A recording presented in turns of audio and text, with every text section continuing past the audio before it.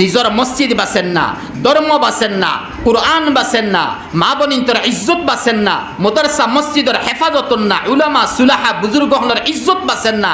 1803 ইংরেজি থাকি 1885 ইংরেজি মন্ত এক লাগাতার ইস্ট ইন্ডিয়া কোম্পানির বিরুদ্ধে যদি লড়াই হয় তে ওয়াহিদ ফরদাসলা আর মজহব আছিল ইসলাম, মুসলমান ছাড়া আর কেউ লড়িছই না। কত ইংরেজি? 1803 থাকি 1885 ইংরাজি মতো ইয়াদ করো বাবা দরবাজে কইম। অত দিন পর্যন্ত মুসলমানের রইছেন। মিয়া সাহেব রহমতুল্লাহ আলাইহি ফরমাইতে আমরা লড়িব না কেনে, এই ভারতের জমিন মুসলমানের আছিল, ভারত মুসলমানের রাজত্ব করছেন, ভারতের জমিন থেকে আদমরে বডি বঞ্চে, ভারতের জমিন আদমরে ছাড়ো হইছে আর অন্তাকি রু অকল ফয়দা করো হইছে। আমরা মুসলমান সারা নন মুসলমান সবে কইছি ওই আপনি আমরার আল্লাহ। তো এই ভারতের জমিন লই আমরা লড়মু না কেনে? ভারতের রাজত্ব ইস্ট ইন্ডিয়া মুসলমানের আত্মাকে নিছে, এর লাগে আমরা মুসলমানে একদম আগে করব। তাহলে 1803 থেকে 1885 ইংরাজি মন্ত এক লাগাতার লড়া চলে। এখন আরো তুলা আগে দিয়াই আমি বুঝাইছিলাম 1772 মধ্যে শাহ আব্দুল আজিজ সাহেবের ফতোয়া দিছই আর দিয়া কইছেন এই ভারতের মুসলমান এখন তোমরা উপরে জিহাদ করা ফরজে আইন। কিলা বুঝাইমু? সোশ্যাল মিডিয়া অন্য হলে যাইব আওখানে বাদ দিই। ভারতের জমিনও এখন তোমরা উপরে জিহাদ ফরজে আইন। জিহাদ ফরজে আইন কোন সময়? কোন সময় জিহাদ ফরজে আইন? নিজের মসজিদ বাসেন না, ধর্ম বাসেন না, কুরআন বাসেন না, মা বোনিন্তর ইজ্জত বাসেন না, মাদ্রাসা মসজিদের হেফাজত না, উলামা সুলাহা বুজুর্গহলের ইজ্জত বাসেন না।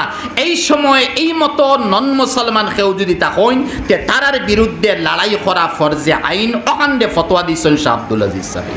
এখান দিয়ে বুঝাইতাম সাইয়ার গীতা আমরা হিন্দু বাই ইন্তর মাতাই মাতিয়ার আমরা তো হিন্দু মুসলমান সমান। ইস্ট ইন্ডিয়ার মাতাইছে, ইংরেজের মাতাইছে, ইস্ট ইন্ডিয়ার মাতাইছে, ইংরেজের বিরুদ্ধে লড়াই করবার মাতাইছে। তখন হজরতে ফতোয়া দিছেন। ফতোয়া দেওয়ার পরে এই ফতোয়ার পাওয়ার পরে টিপু সুলতান ময়দানের মধ্যে নামছেন।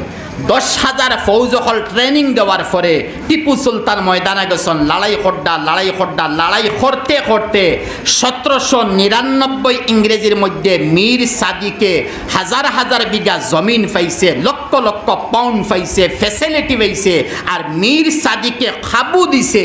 আর 1799 ইংরেজির মধ্যে টিপু সুলতান রহমতুল্লাহ আলাইহি শহীদ হইছে।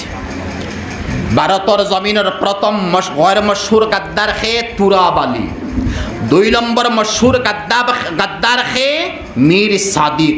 নোট করবা তো ভাই কলব মীর সাদিক 1799 মীর সাদিকে সুযোগ দিয়েছে। এরপরে টিপু সুলতান রে শহীদ হইছে। আমার আগর বুজুর্গ হলে ইঙ্গিত দিয়া মাতিছেন তাইনতেন আমার তাকে বেশ যন্ত্রা সময় কম থাকায় তাইনতেন পারছেন না। ও টিপু সুলতান রে মারা যাওয়ার পরে তারা খুশি বানাইছে, তারা খুশি বানাইছে যে সুলতান টিপুরে শহীদ করলাম। সুলতান টিপু খে ফতে আলী নাম আছিল আর আসল নাম ফতে আলী নাম দেখা হয়েছে সুলতান টিপু খানে। তার বাবা আসলা হায়দর আলী। আর একদিন এক মজজুব একজন রাস্তার সাইডে বনো আর গিয়া কইসলে হে আমার বুজুর্গ আমার কোনো আওলাদ নাই, তুমি দোয়া করো। উঠিয়া কইসলা তোরে আওলাদ হইব ওগুর নাম রাখিস আমার নামে। তানি কেন বলি গেছেন আল্লাহ দিছেন 2 বছর 1 বছর পরে তার সন্তান জন্ম লইছেন, নাম রাখি লইছেন ফতে আলী। পরে ইয়াদ হইল আমার ফুয়ার নাম ফতে আলী রাখলাম আর এই মজজুব বেটায় উঠিয়া কইসলা তার নাম লাগে নাম মিলাইয়া রাখতাম। তখন তুপাইয়া দেখছেন এই মজজুবর নাম আছিল মস্তান। কেতা নাম আছিল মস্তান। ও থান দিছেন টিপু দিয়া টিপু মস্তান। সুলতান টিপু যেন টিপু মস্তান। মুস্তাআন আরবি শব্দ, আমরা মস্তান হই কিন্তু মুস্তাআন আরবি শব্দ। ও মুস্তাআন লগে টিপু লাগাইছেন। ও টিপু সুলতান মশহুর হইছেন, নতুবা তার নাম আছিল ফতে আলী। যে সময় তাই শহীদ হয়ে গেছেন, শহীদ হওয়ার পরে মীর সাদিকে গাদ্দারি করছে আর এরপরে নবাব সিরাজউদ্দৌলা রহমতুল্লাহ আলী আকবর। নবাব সিরাজউদ্দৌলা 1799 পরে নবাব সিরাজউদ্দৌলা ময়দানে যাওয়ার পরে 22 ঘন্টা পলাশি লড়াই লড়ার পরে মীর জাফর, আইজ পর্যন্ত আমরা গালি দেই এই মীর জাফর, আমরা সিরটি ভাষায় গালি এখনো দেই এই মীর জাফর হারে কইছি মীর জাফর। ও 22 ঘন্টা পলাশি লড়াই চলে। এর মাঝে দি মীর জাফর দে হাজার হাজার বিঘা জমিন দেওয়ার পরে, টেকা দেওয়ার পরে, ফ্যাসিলিটি দেওয়ার পরে, সুযোগ দেওয়ার পরে, যুবতী নারী হল দেওয়ার পরে মীর জাফরে খাবু দিছে আর নবাব সিরাজউদ্দৌলারে শহীদ হইছে।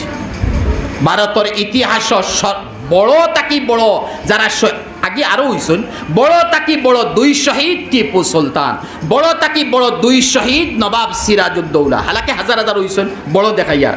আর বড় তাকি বড় গাদ্দার মীর সাদিক, বড় তাকি বড় গাদ্দার মীর জাফর। এর লাগি ভারতের জমিন মীর সাদিক আর মীর জাফরে যেটা হরিয়ে গেছেন, আল্লাহ পাকে এরারে নাজাত দেবার কোনো সুয়াদ